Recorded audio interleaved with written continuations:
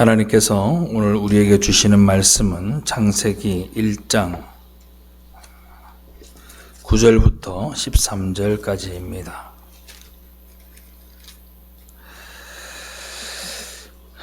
창세기 1장 9절로 13절.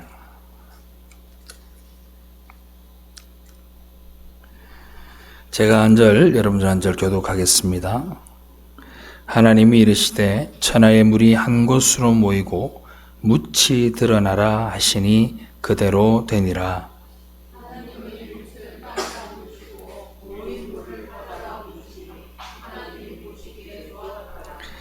하나님이 이르시되 땅은 풀과 씨 맺는 채소와 각기 종류대로 씨 가진 열매 맺는 나무를 내라 하시니 그대로 되어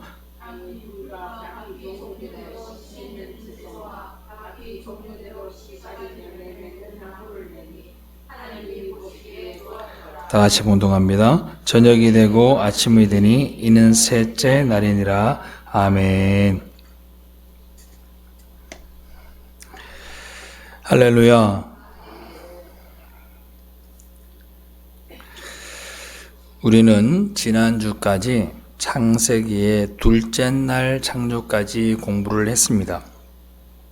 첫째 날은 빛을 만드시고, 둘째 날은 궁창과 궁창 위의 물과 궁창 아래 물을 만드셨습니다. 그리고 그것이 하나님이 의미하신 바가 무엇인지를 지난주에 말씀을 통해 보았습니다. 오늘은 셋째 날을 공부할 텐데, 셋째 날 역시도 마찬가지 나타나는 현상에 대한 것들도 보겠지만 그 현상 안에 숨어 있는 하나님의 뜻도 함께 살펴보도록 하겠습니다. 셋째 날에는 물과 묻힘, 땅이죠, 땅. 바다와 땅을 나누고 온 지구가 물로 덮여 있던 그것을 땅의 융기 현상을 일으키게 하여서 물을 한쪽으로 모이게 하고 한쪽은 땅이 있게 한 날이 바로 셋째 날입니다. 그러니까 원래 지구는 셋째 날 전에는 땅이 있었다 없었다? 없었다. 이거를 우리는 영화 제목에서도 볼 수 있습니다. 워터월드라는 영화가 있었어요, 과거에. 그 영화의 내용이 뭐냐 하면 지구가 완전히 다 물에 잠겨서 잠겼는데 누군가가 드라이랜드, 그러니까 이제 육지가 있다라는 그 꿈을 안고 그 땅을 찾아가는 그런 모험이 있는 영화였습니다. 즉 다시 말하면 이때는 땅이 한 줌도 없었던 거예요. 그래서 완전히 지구가 다 물에 쌓여 있었기 때문에 성경에서 뭐라고 얘기하냐면 땅의 기초를 바다라고 성경에서 여러 군데서 이야기를 합니다. 그 중에 시편 24편 1절로 2절 말씀을 한번 다 같이 한번 읽어봅시다. 준비 시작. 땅과 거기에 충만한 것과 세계와 그 가운데에 사는 자들은 다 여호와의 것이로되 여호와께서 그 틀을 바다 위에 세우시며 강들 위에 건설하셨도다. 아멘. 그 틀을 바다 위에 세웠다. 터전이 바다예요, 바다. 하나님께서 온통 바다였던 지구에 땅을 솟게 만드셔서 땅과 바다가 갈리게 되었습니다. 그리고 바다의 경계도 정해 주셨습니다. 그렇게 땅과 바다가 나누어지게 되고 이 셋째 날의 창조도 첫째 날과 둘째 날의 창조 사건처럼 그러니까 이렇게 됐다 저렇게 됐다라는 말과 함께 그 이면에 하나님이 숨겨놓은 의미가 여기에 들어 있습니다. 제가 항상 이야기했죠. 창세기를 하면서 계속해서 이야기할 텐데 창세기는 뭘 계시한다고요? 바로 요한계시록을 계시한다. 그걸 항상 명심을 하십시오. 하나님은 셋째 날까지 무엇을 준비하시냐면 모든 생물들이 살 수 있는 틀을 준비하십니다. 앞으로 짓게 될 동식물들과 그리고 인간들이 살아갈 수 있는 터전들을 다 만드시는 과정이 바로 셋째 날까지입니다. 피조물인 인간이 생존할 수 있는 모든 것을 하나님이 예비해 놓고 그리고 마지막에 인간을 만드신 거예요. 근데 오늘 보니까 하늘과 땅과 바다와 대기를 창조하시고 인간의 먹거리인 씨 맺는 채소와 과실까지 셋째 날까지 다 만들어 놓으십니다. 여러분한테 한번 물어볼까요? 여러분들은 이제 비행기를 타고 높이 올라간 적이 많이 있으신 분도 있고 없으신 분도 있는데, 한국에서 저기 인천에서 비행기를 타고 국제선을 타고 비행기를 쫙 날아가면 하늘 높이 올라가면 땅 모양이 다 보여요. 이렇게 평상시 다닐 때는 몰랐던 땅 모양이 이렇게 다 보여 있어요. 근데 그 땅이 사람이 다 만든 것 같고 그렇게 함부로 되어져 있는 것 같지만 육지와 바다의 비율은 7대 3이에요. 바다가 7이고 땅이 3이에요. 이 비율은 하나님이 계셨던 때부터 지금까지 변한 적이 없습니다. 과학자들은 이렇게 이해합니다. 원래 육지가 한 덩어리였었는데 바다가 움직이면서 어떤 융기나 어떤 그걸로 인해서 대륙의 이동설, 그래서 그렇게 쪼개진 거다 이렇게 이야기하는 사람이 많습니다. 실제적으로 그게 증거가 많죠.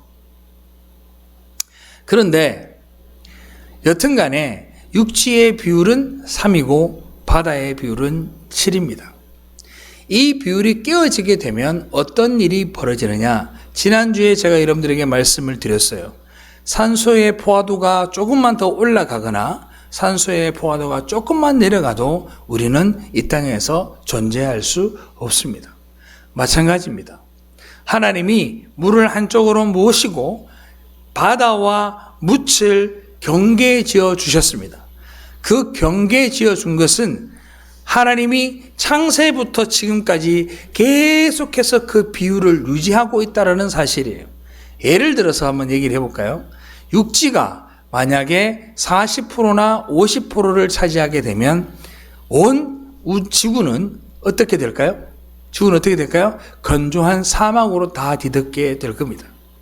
만약에 바다가 80%가 되고 육지가 20%가 된다면 이 나라는, 이 전 세계는 전부 다 너무 습하거나 물에 완전 축축하게 젖어 있는 그런 삶을 살 수밖에 없을 겁니다. 하나님은 7대 3으로 딱 나눠주신 거예요. 제가 지난주에 이걸 뭐라고 그랬죠? 질서라 그랬습니다. 하나님의 섭리는 질서가 있는 거예요. 그래서 이렇게 지구상에서 동식물이 잘 자라고 열매를 맺을 수 있는 바다와 땅이 정확하게 7대 3으로 유지하고 있는 겁니다. 그런데 오늘날 가만히 보세요. 그 말세의 징조가 비슷하게 나타납니다. 그죠? 어떤 일이 일어나요? 사막화가 되어가고 또 해수면이 상승하는 일들이 벌어지게 되었습니다. 해수면이 상승하는데 어떤 나라는 영토가 사라질 지경에 있습니다. 여러분들 TV에서 많이 보는 저기 어디죠? 저기 몰디브라는 섬 아시죠? 거기도 물이 자꾸 차오른다고 이야기를 합니다. 일본은 1년에 몇십 센치 가까이 해수면에 잠기고 있다고 이야기를 합니다. 그리고 인도 북부지방에는 어떤 일이 벌어지느냐? 빙하로 얼어있던 빙하 호수들이 녹아내리면서 산사태가 일어나서 한순간에 몇백 명이 흙아래 깔려서 죽는 일도 생기고 있습니다. 이 모든 것들이 왜 그렇게 벌어지냐? 지구온난화의 원인이 뭐죠? 결국은 인간들이 내뿜은 수많은 이산화탄소들이 가스층을 이루어서 햇빛이 열량이 들어오면 10%만 지구가 저장을 하고 90%는 반사를 해야 돼요. 그런데 반사된 열이 밖으로 나가지 못하니까 어떻게 돼? 안에 갇히게 되는 거죠. 그래서 사우나처럼 돼버린 거예요. 그러니까 이 지구상에 있는 많은 얼음들이 서서히 녹기 시작합니다. 이게 왜 그런 일들이 벌어졌을까요? 바로 인간의 의도적인 욕심 때문에 그렇습니다. 그게 바벨탑의 저주예요. 그게 인간의 인공주의가 만든 저주라는 말입니다. 인간들의 탐욕과 죄는 이렇게 하나님의 창조를 파괴하고 있는 겁니다. 그 창조는 인간이 존재하는 동안 계속해서 일어나게 될 것이고 우리는 계속해서 거기에 힘을 보태는 사람들이 될 겁니다. 하나님은 태초에 우리 인간이 생존하기에 가장 적당한 양의 물을 바다로 주셨습니다. 제가 창세기를 이렇게 살펴보면서 공부를 해보면 정말 그런 생각이 들어요. 하나님의 솜씨가 놀랍다라는 생각이 듭니다. 눈여기 한번 보세요. 저기 뒤에 보면 지금 젊은 아이들이 있어요. 저 아이들이 지금 이 내용을 이야기를 하면 저 아이들이 알아듣느냐? 관심이 없습니다. 저 아이들에게는 지금 자기 일을 기쁘게 하는 것들이 오히려 가장 큰 관심일 수 있어요. 그런데요, 눈을 들어서 세상의 원리를 바라보는 어른들은 다릅니다. 아침 해가 돋을 때 창밖을 열어서 새가 지저귀는 그 소리가 아름답게 들리기 시작하고 뜨거운 여름이었던 그 뜨거운 떼햇볕이 입추만 지나면 저녁이 되면 찬바람이 부는 걸 보고 아침이면 상쾌한 공기가 창문을 열고 들어오는 걸 기체험하게 될 때 우리는 하나님의 솜씨를 한번 놀라워하게 됩니다. 저는 여러분들에게 그런 말씀을 좀 드리고 싶어요. 조금 주의를 기울여서 둘러보셔라. 둘러보셔라. 하나님의 솜씨가 얼마나 놀라운지를. 그 속에서도 우리는 하나님을 발견하고 하나님 앞에 찬양할 수 있는 겁니다.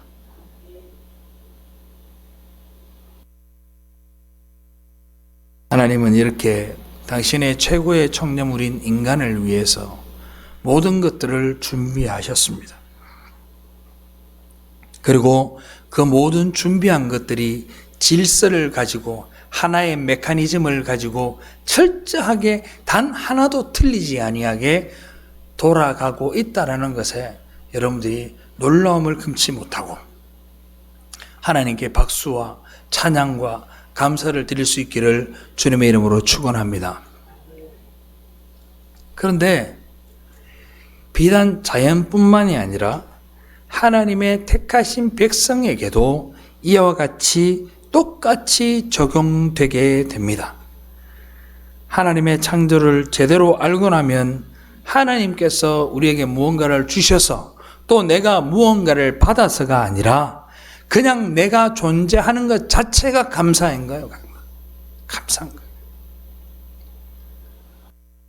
어제 설교 준비를 하다가 옥상에 나와서 이렇게 하늘을 쳐다보는데 하늘이 얼마나 깨끗한지 중간중간에 구름이 떠 있고 하늘에 별이 반짝반짝 빛나는데 그 별은 제가 어렸을 때 지묘에서 봤던 별이나 지금 바라본 별이나 그 별은 변함없이 그곳에서 빛나고 있더라는 겁니다. 저 별은 알겠지요.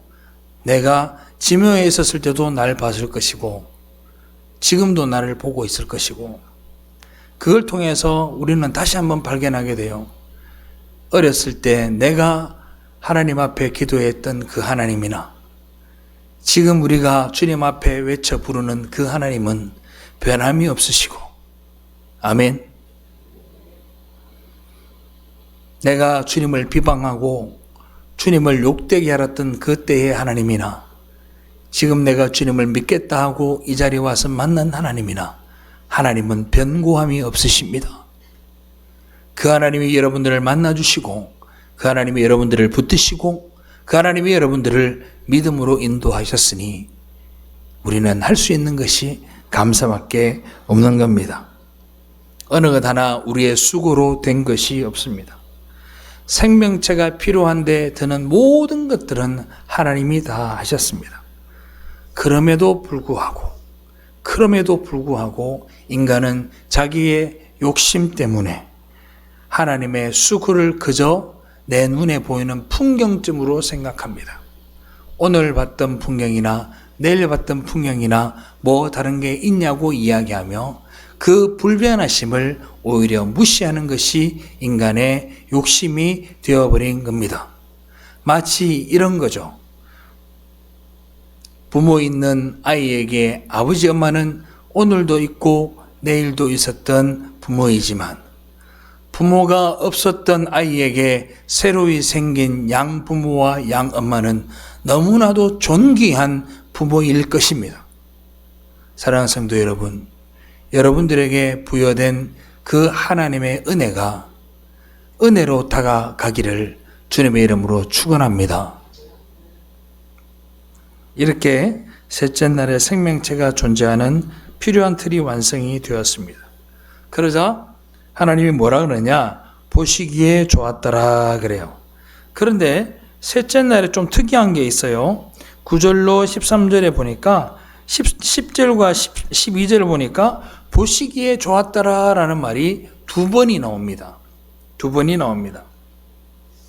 왜 두 번이 나오냐? 땅을 가르셔서 묵과 바다를 나누시고 보시기에 좋았더라 그러고 각종 씨 맺는 채소와 씨 맺는 열매 맺는 나무를 만드시고도 또 보시기에 좋았더라 그랬어요. 이게 뭘까? 하나님이 우리에게 준비한 모든 것들이 우리가 보기에 좋아, 하나님이 보시기에 좋았는 거예요. 하나님이 보시기에. 근데 뭐가 좋단 얘기예요? 제가 지난주에 말씀드렸죠. 토브라는 이 굿이라는 단어가 의미하는 바가 뭐냐면 여러분들을 좋게 만들기에 가장 적합하다. 여러분들을 토브, 좋은 사람 만들기 위해서 주님께서 모든 걸 준비하셨어요. 그러니까 여러분들이 좋은 방향으로 될 수 있는 이 모든 것들을 주님이 보시기에 토브, 좋았더라 라고 말씀하시는 거예요. 그리고 이제 셋째 날이 담고 있는 구속사적인 메시지를 한번 살펴보도록 할게요. 성경에는요, 땅과 바다가 보통 대조적으로 나오는 성경 구절이 굉장히 많이 있습니다. 묻이나 땅, 묻이나 바다 혹은 땅이나 바다를 비교해 나오는 성경 구절이 굉장히 많이 있습니다. 그런데 그때마다 땅이나 묻은 하나님의 나라를 상징하고 바다는 죄악된 세상 또 지옥 그리고 어떤 어둠 이런 걸 상징합니다. 바다는 항상 죽음을 상징합니다. 그래서 창세기의 가운데 1장 21절에 보면 물고기를 만드세요. 하나님이 그 바다에 큰 짐승들을 만들고 하는데 그 짐승들이라고 하는 단어가 히브리어로 타닌이라는 단어입니다. 타닌이라는 원래 단어는 그냥 우리처럼 큰 잉어 이게 아니라 용, 뱀, 괴물 이렇게 사용할 때 타닌이라는 단어를 씁니다. 즉 다시 말하면 바다에 악한 그런 짐승들을 다 부정적으로 써놨다고 성경은요. 그래서 성경이 구원과 하나님의 나라의 완성을 바다가 물러가고 묻이 드러나는 것으로 성경 여러 곳에서 묘사를 하는데 오늘은 이사야서 51장 9절로 11절을 제가 읽을 테니까 한번 보세요. 여호와의 팔이여 깨소서 깨소서 능력을 베푸소서 옛날 예시대에 깨신 것 같이 하소서 라합을 점이시고 용을 찌르신 이가 어찌 주가 아니시며 바다를 넓고 깊은 물을 말리시고 바다 깊은 곳에 길을 내어 구속받은 자들을 건너게 하시니가 어찌 주가 아니시니까 여호와께 구속받은 자들이 돌아와 노래하며 시온으로 돌아오니 영원한 기쁨이 그들의 머리 위에 있고 슬픔과 탄식이 달아나리이다. 아멘. 이 배경이 뭐예요? 여기에 홍해 바다와 요단을 건넌 이야기를 이야기하는데 그 바다라는 것이 저주받은 곳이라는 거, 용을 찔러 죽인 것이 하나님이라는 거 이야기를 하고 있는 거예요. 자, 그러면 홍해 바다와 요단이 의미하는 바가 뭐냐? 홍해 바다는 죽음을 의미해요. 바다는 따라합시다. 바다는 죽음을 의미한다. 바다는 죽음을 의미해요. 자, 사람들이 홍해 바다를 건넜죠. 자, 건넜죠. 저는 이 성경 말씀을 보면서 참 이 성경 말씀이 너무도 귀하다라는 생각이 왜 드냐 하면 출애굽기 14장 한번 볼게요. 읽고 이야기할게요. 제가 출애굽기 14장 21절 다 같이 읽어봅시다. 시작. 모세가 바다 위로 손을 내어민데 여호와께서 큰 동풍으로 밤새도록 바닷물을 물러가게 하시니 물이 갈라져 바다가 마른 땅이 된지라. 아멘. 또 그 다음에 여호수아 3장 17절 봅시다. 여호수아 3장 17절 시작. 여호와의 언약궤를 맨 제사장들은 요단 가운데 마른 땅에 굳게 섰고 온 이스라엘 백성은 마른 땅으로 행하여 요단을 건너니라. 아멘. 두 군데 다 앞에 나왔는 성경 구절은 홍해를 건넜을 때고 뒤에 나오는 성경 구절은 가나안 땅에 들어갈 때 요단강을 건넜을 때예요. 여기에 나오는 두 개 중에 공통된 단어가 있어요. 뭐죠? 바로 마른 땅이라는 단어입니다. 마른 땅. 생각해 봅시다. 바다가 거기에 계속 바다가 있었는데 하나님이 동풍을 불게 하셨더니 뭐야? 갯벌도 아니고 축축한 땅도 아니고 습기가 있는 땅도 아니고 뭐? 마른 땅. 마른 땅이라는 단어는 히브리어로 뭐라고 번역되어 있냐면 먼지가 나는 모래, 먼지가 나는 땅을 뭐라고 한다? 마른 땅이라고 이야기를 해요. 완전히 바짝 마른 상태를 이야기하는 거예요. 그 땅을 하나님이 걷게 하셨다 그래요. 이 마른 땅이라는 단어가 바다가 완전히 물러가고 물이 완전히 물러갔음을 이야기하고 있는 겁니다. 아무리 바람이 분다 한들 하루 저녁에 아니 한 달을 분다 한들 그 바다를 가르고 그 바다 속에 있는 그 땅이 마른 땅, 먼지 나는 땅이 되겠느냐고요.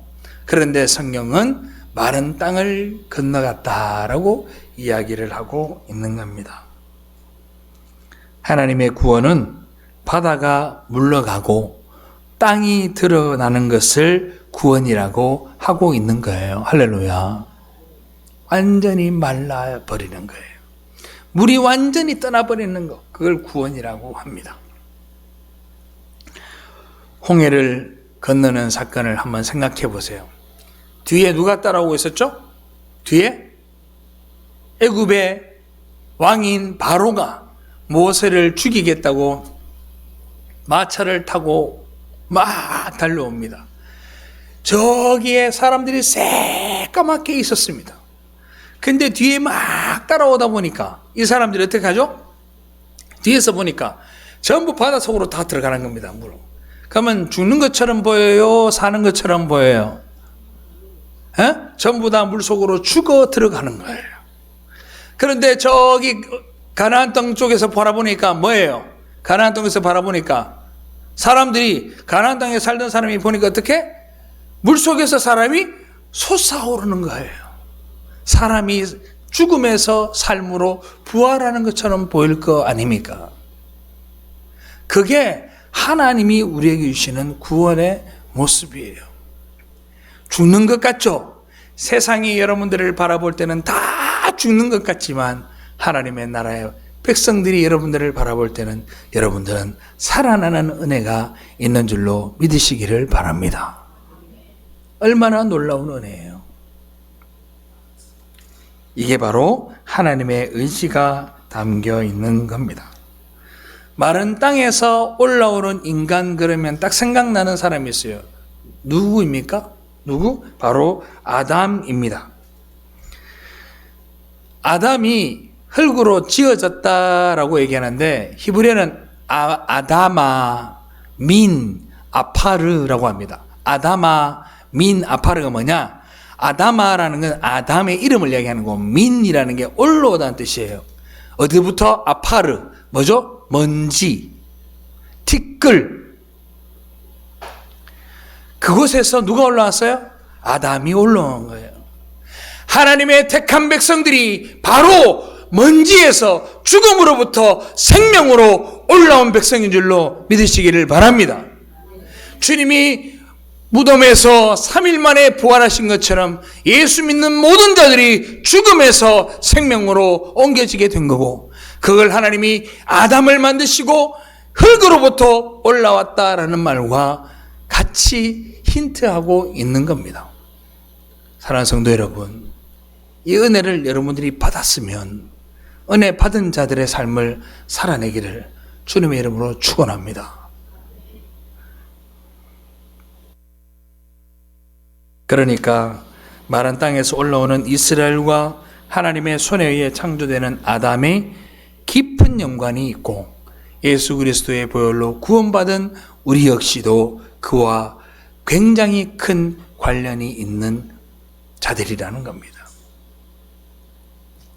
좀 더 쉽게 설명하면 교회를 상징하는 이스라엘이 홍해와 요단을 건너서 마른 땅에서 올라오는 그 사건은 하나님으로부터 생명이 창조되는 새 창조를 의미하고 있다는 걸 우리에게 알려주고 있는 겁니다. 창세기의 셋째 날은 바다가 물러가고 마른 땅, 묻이 드러나는 새 창조를 우리에게 묘사해 주고 있고 그 새 창조에 대한 이야기가 요한계시록에는 뭐라 그럽니까? 바다도 다시 있지 아니하다. 할렐루야. 다시는 죽음이 있지 아니하고 다시는 어둠이 있지 아니하고 여러분들에게는 하나님의 나라만 존재할 것을 성경은 우리에게 말하고 있는 겁니다. 우리가 이 셋째 날까지의 창조의 구조적 틀 가운데에서 우리가 잊지 말아야 할 중요한 메시지가 하나 더 있습니다. 그게 바로 뭐냐 하면 따라합시다. 구분하다. 구분하다. 하나님이 갈라놓은 것이 있어요. 뭘 갈라놓았느냐? 빛과 어둠을 나누시고 아멘. 땅과 바다를 나누셨어요. 그리고 남자와 여자를 나누셨어요. 우리가 이 시간 제가 드리는 말씀을 잘 들으세요. 하나님이 구분해 놓은 걸 합해지는 그 순간 인간에게는 재앙이요 저주가 됩니다. 빛과 어둠이 합쳐지는 날이 언제였죠? 성경에 나옵니다. 언제입니까? 모세가 지팡이를 들고 와서 바로에게 10가지 재앙을 베풀 때 9번째 재앙이 뭡니까? 바로 흑암의 지팡이였어요. 흑암, 빛과 어둠이 빛을 삼켜버리는 합쳐지는 상황이 벌어졌죠. 그 대가가 뭡니까? 바로 어마어마한 사람들이 많이 죽게 되는 역사가 일어났죠. 그리고 궁창 위의 물과 궁창 아래 물을 나누었죠. 그죠? 그 물이 합쳐지는 사건이 언제 일어나요? 바로 노아의 홍수입니다. 땅이 샘을 터뜨려 땅에서도 물이 올라오고 하늘에서도 물이 내리는 그런 일들이 벌어지게 됩니다. 그게 바로 저주예요. 하나님이 구분해 놓은 걸 연합하게 될 때 저주가 일어납니다. 그리고 인간이 나누어 놓은 걸 또 합친 사건이 있죠. 그게 바로 뭡니까? 남색하는 자들. 남녀를 분명히 나누어 놓았음에도 불구하고 그들이 그 경계를 무너뜨리고 남자와 남자가 여자가 합함을 통해서 어떤 일이 벌어집니까? 소돔과 고모라의 저주가 쏟아지게 됩니다. 인간이 가장 큰 쾌락을 누리는 것은 뭐냐면 하나님을 배신할 때 가장 큰 도파민을 느끼고 하나님 앞에 반할 때 가장 큰 짜릿함을 느끼고 살아갑니다. 그 말을 바꿔 얘기하면 인간은 죄를 지을 때 도파민이 터져나오게 된다 이 말입니다.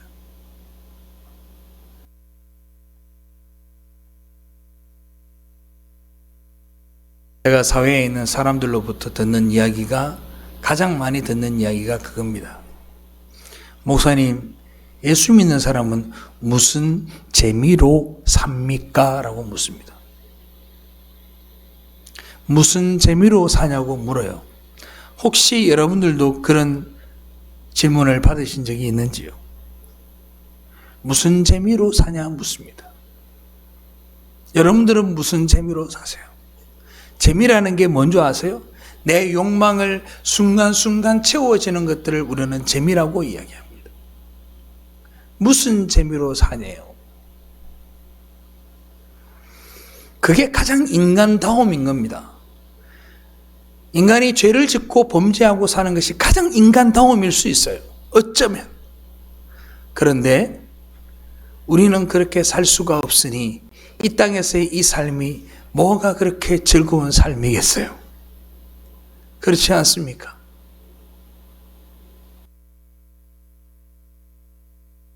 우리는 하나님이 우리 가운데 함께 계시면서 은혜를 베푸시고 우리와 함께 하신다 하셨으니 그거 믿고 살아가는 거예요. 이 땅이 그 말씀을 붙들고 살아가기에 결코 좋은 환경이 아닙니다. 그렇지 않습니까? 그러나 우리는 이 세상의 재미를 탐하지 아니하고 이 세상의 재미를 무시하지는 않겠지만 이 세상의 재미를 우선으로 하지 아니하고 하나님의 나라를 소망하고 살아가니 우리가 하나님 앞에 더욱더 큰 감사와 영광을 돌릴 수 있게 되는 겁니다.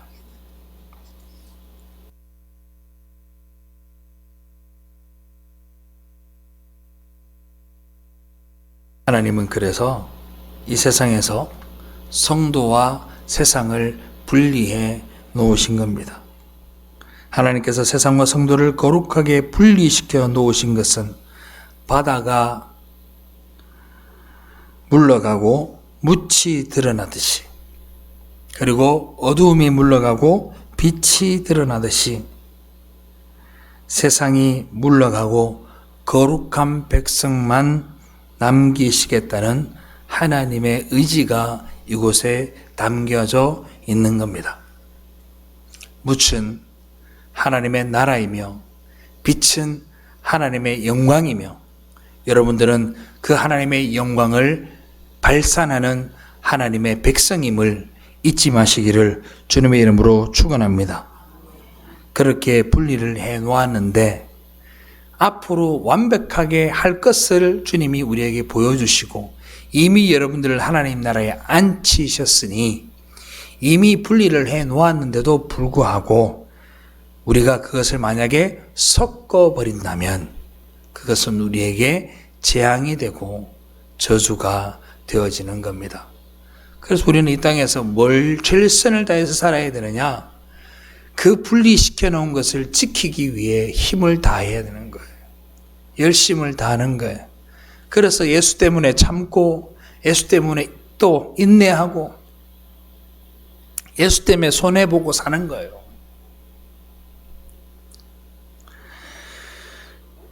만약에 하나님의 그러한 창조의 분리가 우리의 나태함과 우매함 때문에 다시 섞여버리게 된다면 그게 재앙이 되겠죠.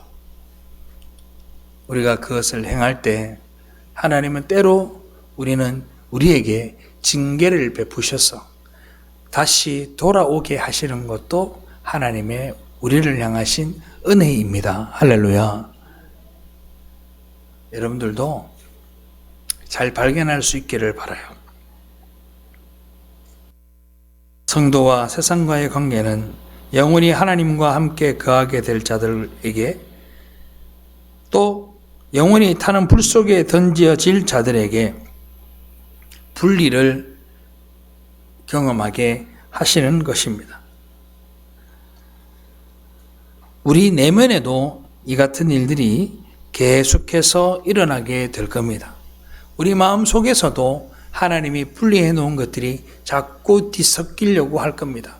나는 예수 그리스도로 말미암아 온전케 되고 예수 그리스도를 믿음으로 말미암아 구원받았음에도 우리의 죄를 향하신 습성이나 죄를 짓고자 하는 욕망들은 내 마음에서 아직 사라지지 않았기 때문에 이 안에서도 계속 섞이려고 할 거예요. 사랑하는 성도 여러분, 잘 이겨내시기를 주님의 이름으로 축복합니다. 요한일서 2장 15절 말씀 우리 다 같이 읽어볼까요? 시작. 이 세상이나 세상에 있는 것들을 사랑치 말라. 누구든지 세상을 사랑하면 아버지의 사랑이 그 속에 있지 아니하니. 아멘. 세상이나 세상에 있는 것들을 사랑하지 말고 누구를 사랑하라? 하나님을 사랑하고 아버지의 사랑을 기억하고 살라고 이야기를 하는 거예요. 또 요한복음 15장 19절 다 같이 읽어봅시다. 시작. 너희가 세상에 속하였으면 세상이 자기의 것을 사랑할 터이나 너희는 세상에 속한 자가 아니요 도리어 세상에서 나의 택함을 업은 자인 고로 세상이 너희를 미워하느니라. 아멘.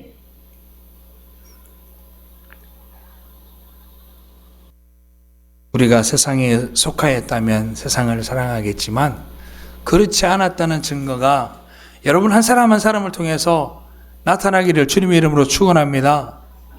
우리 옆 사람한테 인사합시다. 증명하고 삽시다.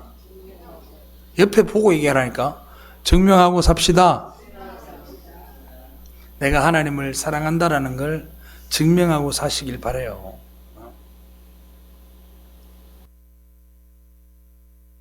이렇게 창세기의 첫 창조는 어두움이 모두 물러간 빛의 세상, 궁창 아래의 물이 모두 말라버리고 궁창 위에 유리바다만 남은 세상, 바다가 모두 물러가고 묻이 드러난 세상, 즉 새 창조에 의한 새 하늘과 새 땅을 향한 출발인 겁니다. 사랑하는 성도 여러분, 하나님의 백성은 하나님의 뜻을 아는 일에 모든 감각이 살아있어야 됩니다. 영어 단어 가운데 우리나라 말은 본다라는 말이 똑같이 쓰이잖아요. 그죠? TV 본다, 경치 본다, 책 본다 다 똑같이 쓰이잖아요. 근데 영어 단어는 어떻게 되어 있냐면 see라는 단어가 있어요. see라는 단어가. see는 보다 이런 거야. 그냥 내가 눈 뜨고 있으니까 보이는 거예요. 그냥 그걸 see라고 얘기하고 또 다른 영어 단어가 있는데 watch라는 단어가 있어요. watch는 뭐냐면 TV를 볼 때, 뭔가 집중해서 볼 때를 뭐라고 한다? watch라고 합니다. watch. 저는 하나님의 모든 역사와 하나님의 섭리를 바라볼 때 여러분들은 just 그냥 see, 내 눈에 보이는 지나가는 풍경들처럼 내 눈앞을 지나가는 제비 한 마리처럼 생각지 마시고 눈여겨 살피시고 집중해서 보시고 그 자연 속에서 드러난 하나님의 섭리들을 여러분들이 발견해 나가기를 주님의 이름으로 축원합니다. 너무너무 큰 은혜예요. 너무너무 큰 은혜예요. 그런 은혜가 여러분들에게 있다면 매일매일 삶들 가운데에 그 삶이 재미없지 않을 겁니다. 야, 이것도 하나님이 이렇게 하신 거구나. 저것도 하나님이 저렇게 하신 거구나. 모든 것이 하나님의 섭리야 하나님의 솜씨가 그곳에 숨어 있는 것을 여러분들이 발견하게 될 터이고 그것을 알아가는 그 기쁨들도 매우 클 것이라고 저는 생각합니다. 그것은 비단 자연에만 그런 것이 아니고 여러분들의 가정과 그리고 여러분들 개인에게도 그러한 일들이 많이 일어날 겁니다. 여러분들 그런 시간들을 통해서 주님과 더 깊이 교제하고 주님과 사모할 수 있는 여러분들 되시기를 주님의 이름으로 축원합니다. 기도하겠습니다.